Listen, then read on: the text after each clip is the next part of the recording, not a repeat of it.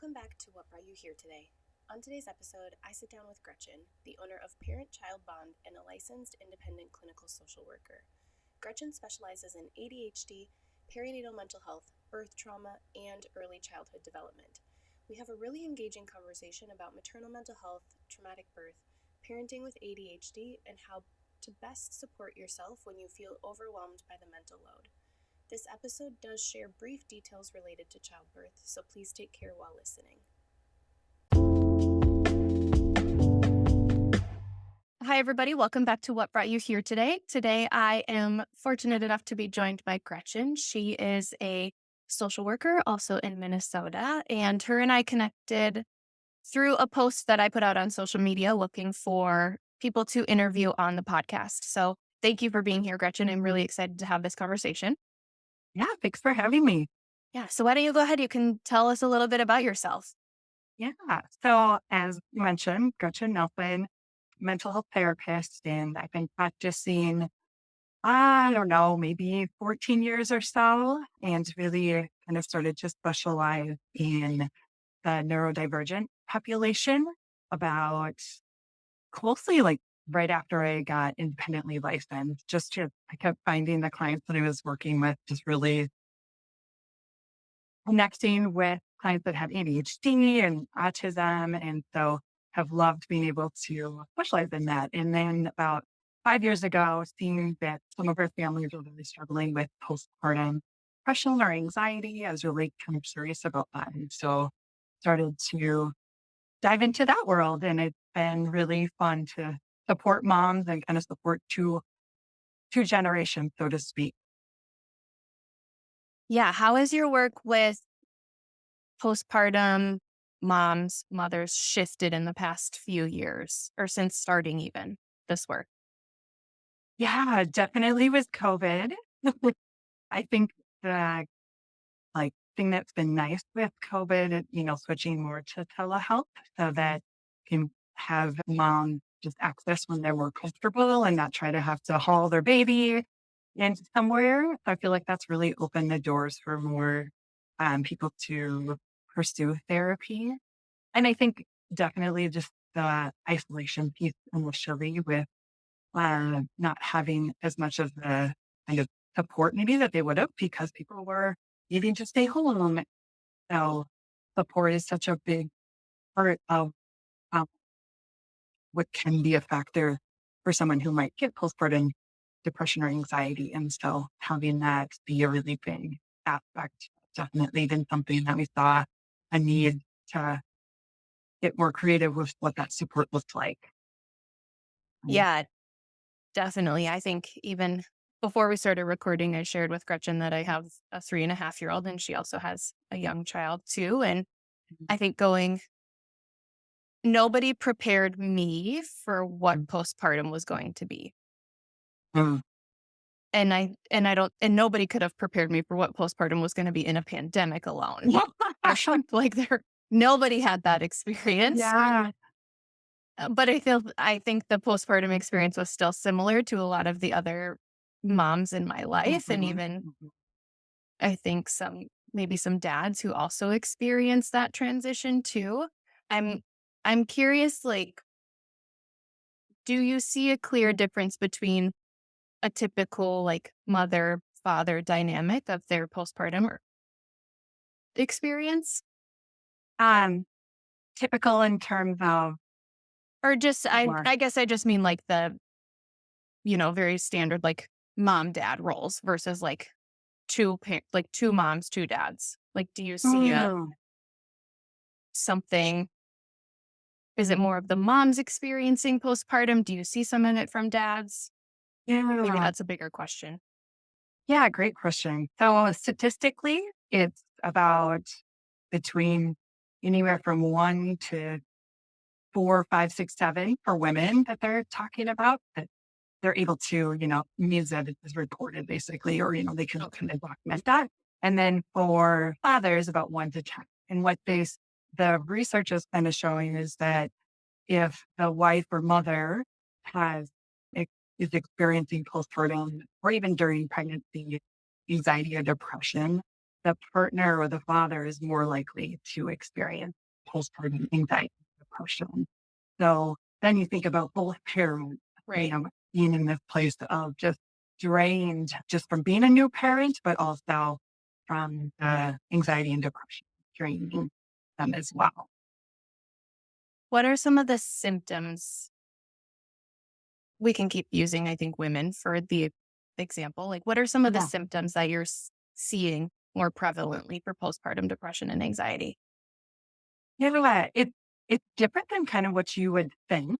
And so a lot of times it presents more as irritability, or sometimes they talk about mom rage, which is sometimes people have different feelings about that. Differ. And so it's not sometimes as traditional as kind of, the lack of maybe motivation or the crying and things like that. It's really can be hard to recognize within oneself. Yeah. I know for myself, like having just done the different trainings and really like having this on my mind for myself, I look back at around 6 months where started to notice like all of a sudden I felt like my husband didn't love me for no reason. Like there was no evidence. And as a therapist, I know to like look for the evidence. And there I had none, but had this feeling and just like knew to talk about it with him, but I could imagine other people maybe not. And it just was kind of like this intrusive thought that came in. And also with another time where I love my dogs, but I had like murderous thoughts about my dog. And they would just kind of come out and just, I think the stress and sleep deprivation. And I have not had those thoughts kind of, but I feel like that was an element. And so it, can look different for different people, but those are kind of some of the themes of, maybe a little bit more irritable, a little bit maybe more withdrawing from date or the partner, checking things more than you can expect. Some kind of the main one. Do you think with the intrusive thoughts and maybe some of the obsessive behaviors that can come with being a new mom? And I Mhm. think there's a lot of increased worry and Yeah. increased anxiety and the sleep deprivation, and it really messes with you. Yeah. It just kind of rocks your whole entire world until you figure out, your system and your routine and that you can function on very little sleep. I know it's definitely not ideal, but it is Yeah. possible. Do you see those intrusive thoughts and like those obsessive behaviors more recently? Just maybe with like the Mm. state of the world and society and coming out of the pandemic versus maybe pre COVID? Yeah. And I think that's been true with all, kind of mental health being a little Okay. bit Yeah. more of a increase in that.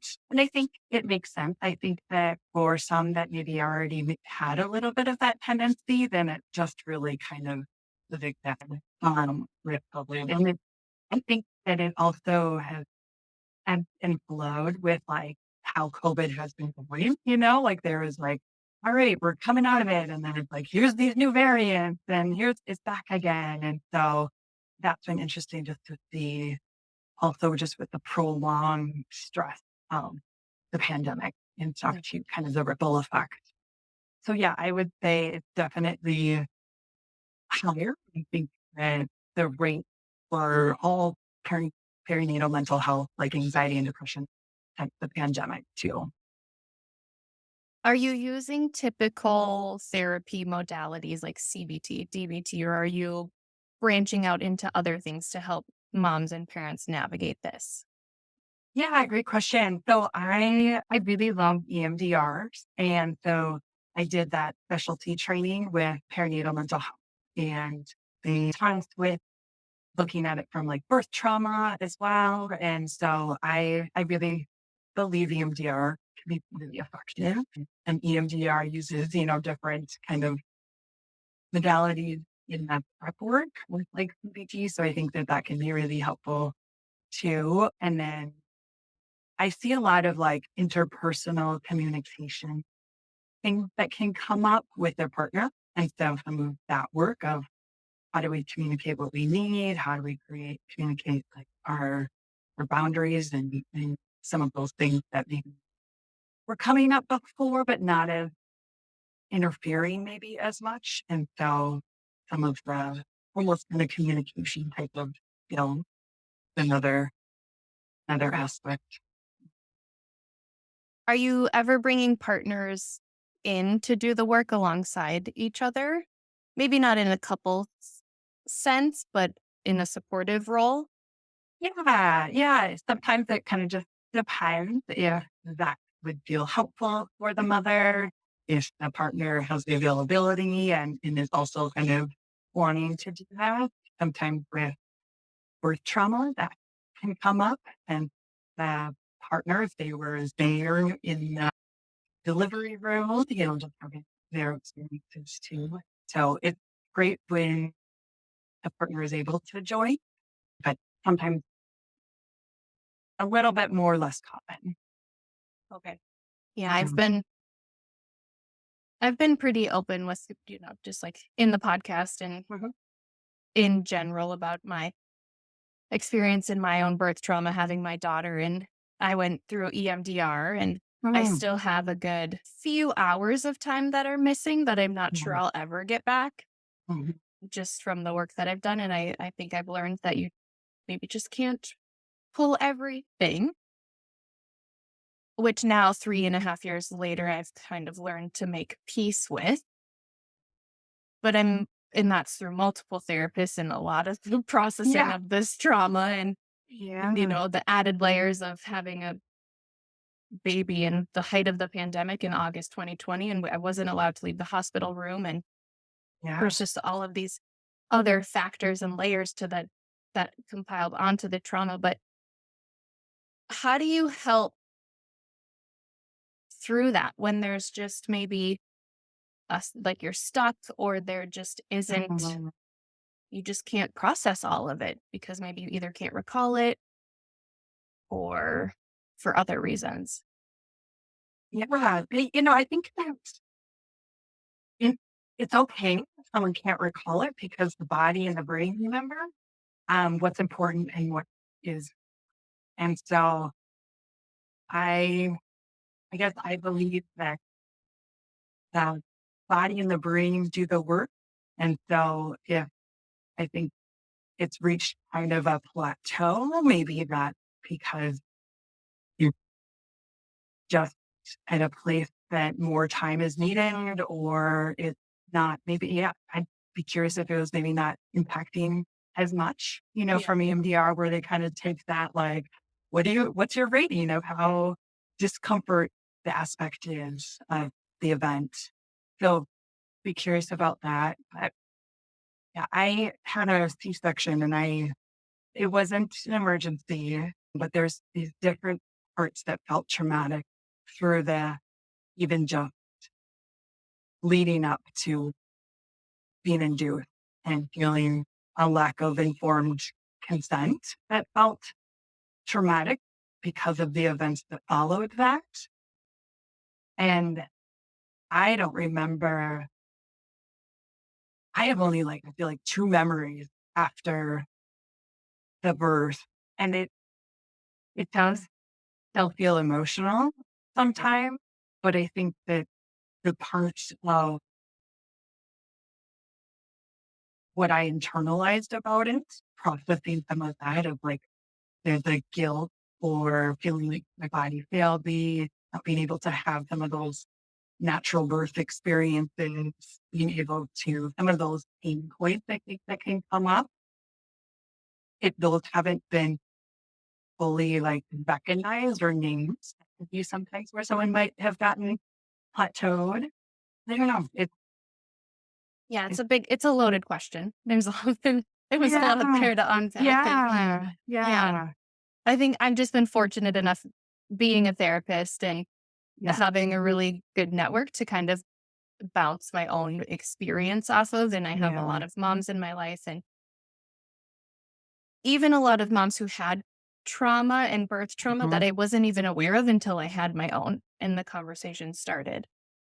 Because why would I have thought to ask? when I Yeah. didn't have my own child or hadn't gone through an experience of that. Um, but it just has been kind of eye opening of I'm not the only one that experienced something like this, Yeah. and it's not, there's maybe not any kind of comparison to giving birth to a child. It is a lot Yeah. on various levels, but I think just having the conversations and opening it up and understanding that you don't have to sit with the feelings of discomfort around it Yeah. or be like stuck in the maybe shameful or not having the experience that you thought you were going to have, and Yeah. that's okay. It's- Yeah. I loved that you're just opening up the conversations in your podcast about it, because I do think there's there's so much there for women of like what we think about trauma and naming it first trauma, just feel uncomfortable, or people kind of start to compare. Well, I heard somebody else say, their story seems worse than mine. And so then we, kind of dismiss a little bit maybe of our own story. And so I think just honoring our own first story, whatever language makes sense, that's so great that it is talked about, because there isn't time right after, and the doctor and the OB appointments and pediatrician, there's not space in the appointment that it comes up. And so then it doesn't really come up. And women are sitting with those emotions and those kind of really mixed feelings that can come up with that with the birth story. yeah, and somebody's different experience or what you perceive as worse than Mm. doesn't invalidate yours. Right. And I Yeah. think that's a really key piece, maybe to mental health in general and healthcare in general, that just because they had a worse experience or what you would perceive as a worse experience than yours doesn't take away your experience. Right. And it's so funny you bring up the pediatrician appointments. I have a very distinct memory of going into the first newborn checkup with my daughter and filling out the PHQ-9 and the GAD-SET. Yeah. And they're just like, no, I just filled out the paper. Nobody asked me about it. And a week later, I got an email referral for a therapist. I was like, what? Where did this come from? It's Yeah. like, and I think it just, I'm laughing because it's just comical that this is how broken the system is. And I know we're making moves towards making it better. Right. Right. But also, I didn't have the headspace a week into having a child Mhm. to even want to talk to a therapist. Yeah. And all I probably wanted or needed was for someone just to acknowledge, hey, this is hard.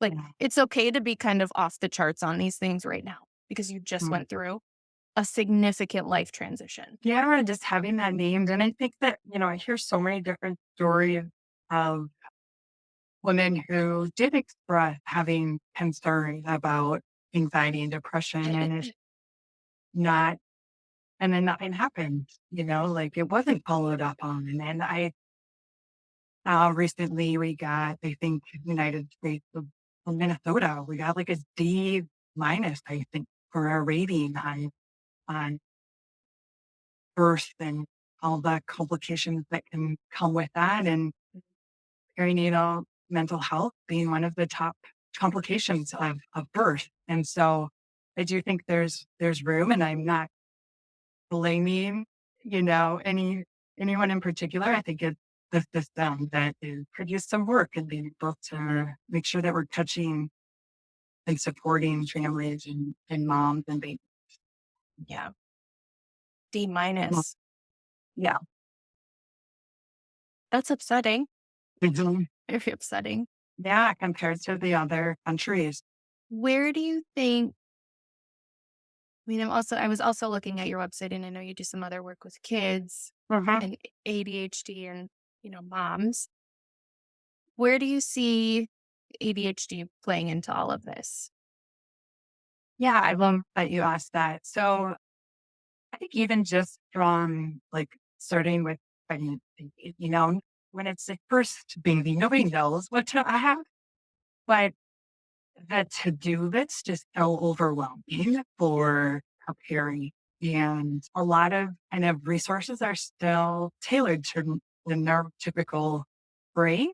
And so I see that even just impacting from pregnancy of how to support mom from an executive functioning of managing, preparing for.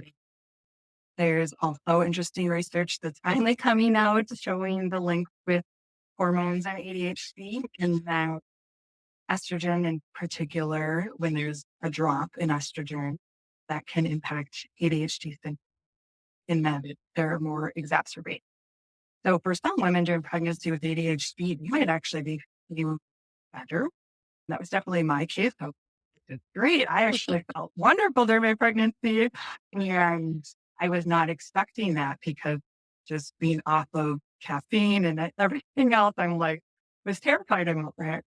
And I know that's not the case for women, obviously, with ADHD, but hormones can definitely impact ADHD mood, as we know, lots of things. And so with the drop then after having baby, that can, when anxiety and depression can really sneak in for all moms again, but particularly for women with ADHD. The other thing, though, for people in general with ADHD, there can be sometimes a sensory component, which could be sounds, could be taste, could be touch, all our different senses. And so again, with pregnancy, that's usually heightened. And so for people with ADHD, that might be heightened that much more. And so that can just be overstimulating and can be overwhelming to experience this sensation or intensely. I feel like I felt, even though it wasn't necessarily pain, I feel like I felt my C-section. And they told me that's not possible. And I'm like, but I can tell. Right.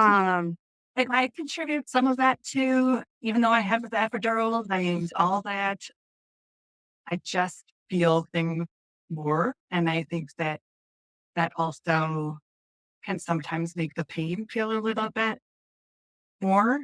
So the sensory component, I mentioned a little bit like the executive functioning. So executive functioning, you could think of kind of the front of our brain that makes the decisions. It's kind of the pilot, how we organize, how we make plans, all of those like kind of key functions. And so someone with ADHD can have deficit in their executive function.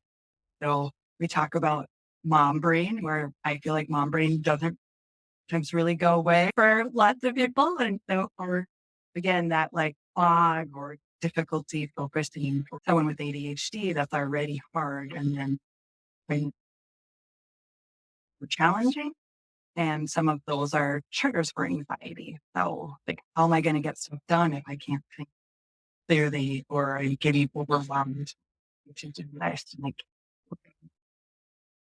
I just hear from a lot of moms just how it can be so challenging and overwhelming, especially with the emotional regulation to then when the baby comes and screaming, trying to regulate yourself and the baby. Yet nobody's really, I don't feel like anybody's really talking about it with ADHD and motherhood. And so I'm like, I gotta do it. This is your chance. Yeah. You mentioned mom brain. Yeah. I'm 3.5 years postpartum. Still have it. Yeah. It's just who I am now. Yeah. But now kind of this maybe resurgence, maybe like it has been ignited the term the mental load right here. How do you do you consider the mental load part of mom brain? Are they enmeshed or these two separate things? What are your thoughts? Because I think the mental load is impact, like I take on my mental load. It is my choice to like take on all of this stuff. Yeah. It is made much more difficult because of my mom brain. But also there's a little bit of enmeshment there, right? Like my mom brain is also because I'm taking on so much stuff. Yeah. So I'm Yeah. curious what your thoughts are. I don't know if I could like separate them from what, and it's still like kind of disheartening when like a little research is like kind of just misses mom brain. And I'm like, but you ask all the moms and they're like, this is the right thing. And so there's just so many layers to it. I do go back to like hormones, sleep, just the amount of things we're having to remember and hold. Well, all of them are going to impact mom brain and impact kind of what like mental load, I think. And I don't know, it's interesting thinking about my parents' age, what it was like to be a mother then and what it's like for us now, where we've got daycare sending us pictures or messages, constantly. My mom's like, worried. Right. And even just, she's like, oh, just imagine we didn't Google, like, could just look up what, was going on. And in some ways that is great to the hazard of Googling, but also thinking of like just the amount of things we're taking in and we're consuming so much information that create some of that mother load, I feel like too, or mental load. Yeah. There's just so much technology, so much from, society, so much sensory. Like we're just constantly trying to take all of this input and Yeah. process it and then add on a child or children and all of what they're inputting on you Yeah. is very overwhelming. I do not have ADHD. I've never been diagnosed. I've never questioned if I had it or not until I became a mom. And I Yeah. was like, but then in my logical brain is like, I don't think I just get ADHD because I became a mom. Yeah. Right. But I hear that all the time in my therapy practice of like, I'm pretty sure I have ADHD now. And I'm always like, I don't think so. But let's talk about that. Like, why do you feel that way? Wow. Yeah. Yeah, it's so interesting. I think that for some, it is the time that it comes out because there's more executive functioning that's required. And so their compensation for compensating skills and coping was enough to kind of meet the expectations before making it. And then all that just goes out the window because you don't have time for yourself. You don't have time to really sometimes recharge. And so for some moms, that is when they get the diagnosis and it becomes clear that that's what is going on. And years of anxiety and depression was undiagnosed ADHD. And then for others, it looks like ADHD because our executive functioning thing were taxed. And when we're taxed, we become more forgetful. When we're multitasking more, we become more forgetful. And when we're not centering ourselves, we be scattered. So it's definitely set moms up for what can look like ADHD. Yeah. It just feels like semi-controlled chaos in Mhm. the brain most of the time. And I, as I've navigated this and also talked to other moms, it's gotten better. The more, the older my daughter gets, the more self-sufficient Yeah. she gets, the more I can get some of like my autonomy Yeah. back as a person. Yeah. And to not feel like, trying to like cook dinner and find a show and do this and get lunches ready and all of these things that there's only so much time for. Mm-hmm.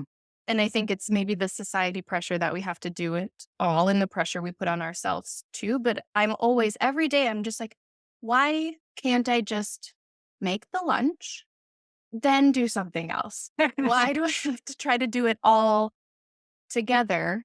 And then something gets forgotten or, it doesn't, or it just doesn't happen. But yeah, and I know I'm not alone in that. I'm just kind of outwardly processing that of like, it's normal if this is happening to you too. Yeah, absolutely. Sometimes I get envious of men who just don't multitask, Yeah. and like when they're sick and they just rest. Mhm. And it's Yeah. frustrating. And it's what's needed. And I want to aim for that for myself. My husband is very much like, he's just like one task at a time and very focused and good when he's doing those Yeah. tasks. But I want to do that too. But then will everything get done? Right. Exactly. Right? The intrusive thought of it won't all get done if I'm doing only one thing at a time. Yep. Even though it's not true. Yeah. Right. Right. We know these things. What's the most rewarding part of your work? I just love like connecting with families and seeing the change. I think particularly with perinatal mental health, sometimes change can come quickly and that can be really rewarding, but it really just kind of lights up my own brain. I think when you can really kind of be into and feel that connection with the client that you're really trying to intuitively guide them. Yeah. I love that. We're just going to wrap up here in a couple of minutes, but what is Mhm. one thing that you want people to know or wish people knew? Ooh. One thing, like, what is your shout from the rooftop? This is the hill I'm going to die on thing. Yeah. Asking an ADHD to focus on just one, I'm going to tell him like that. You can have a few. So my hope is that I get to a place where I can really put something together that's looking at early intervention for ADHD. So we know the research with genetically that the parent has ADHD, a child might be more likely to have ADHD.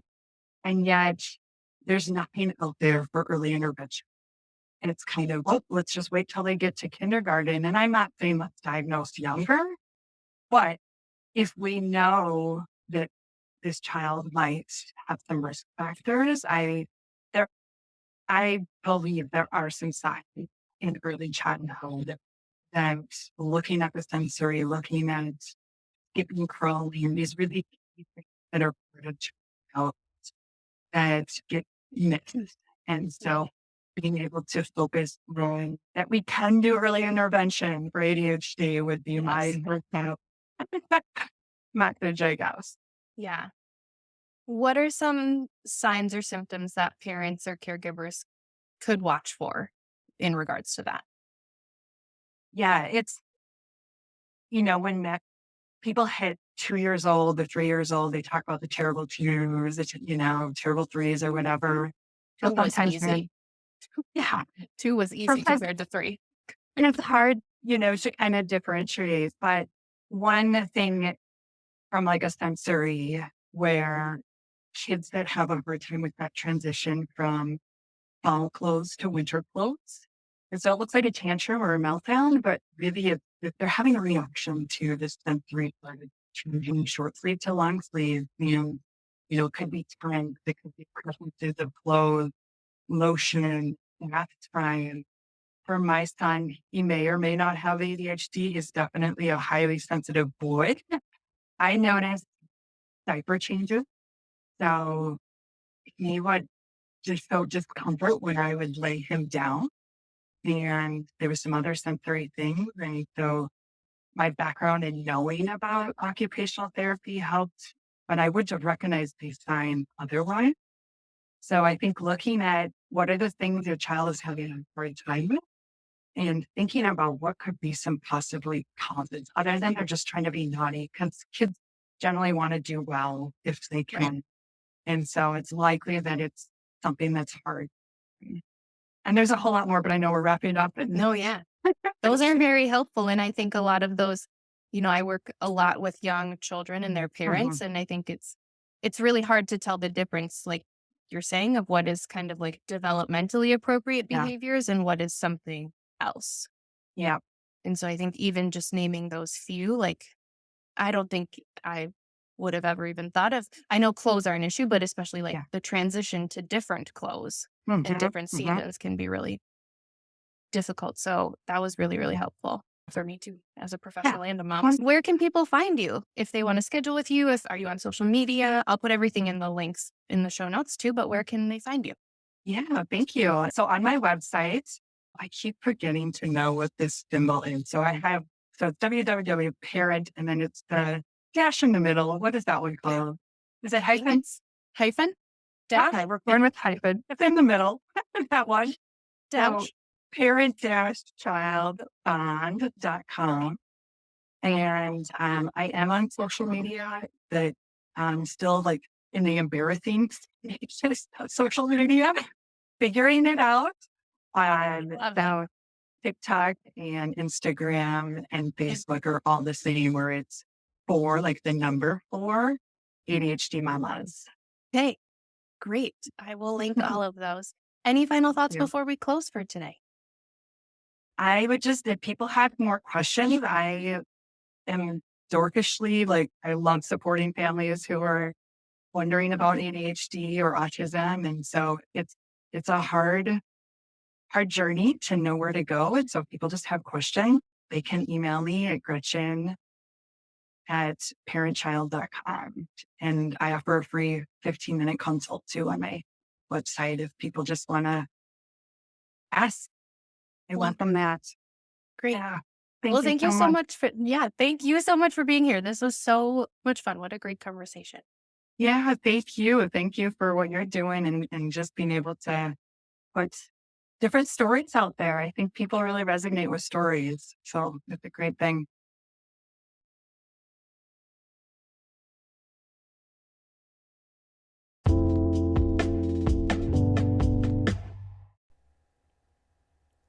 I hope you found today's episode supportive. If you would like to schedule with Gretchen or follow her on social media, you can find the links in the show notes.